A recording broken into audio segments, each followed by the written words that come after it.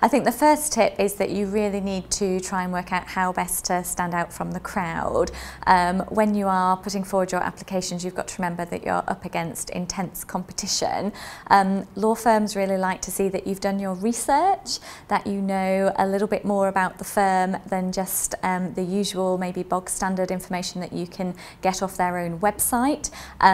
Great things for doing that is maybe setting up a Google alert of the chosen firms of your choice. You can then get up to date with all their latest and hottest news and be able to either talk about it in an interview or put something down on an application. Another top tip I would say is staying current, and what I mean by that is firms like to see obviously lots of examples of your achievements that you have done throughout your time in getting to where you are now, but remember those things that are as recent as possible. People like to see diversity as well, so if you've got examples of working in a team, make sure you've got good examples of working independently as well, and make sure that you're able to just expand on those as much as you can when it comes to interview stage. Don't just rely on what you've put on your application. People like to hear a little bit more about what you've had to say. In terms of what we at Taylor Wessing particularly like to see in candidates is that we really want to see a good commercial awareness that is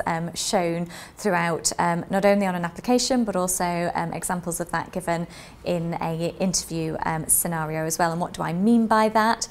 It's about keeping on top of what's happening in the world around you. You don't have to know the total ins and outs of everything that's going on in the world, but you do need to know what's hot in the press right now, particularly what's impacting businesses and the global markets, and staying on top of that.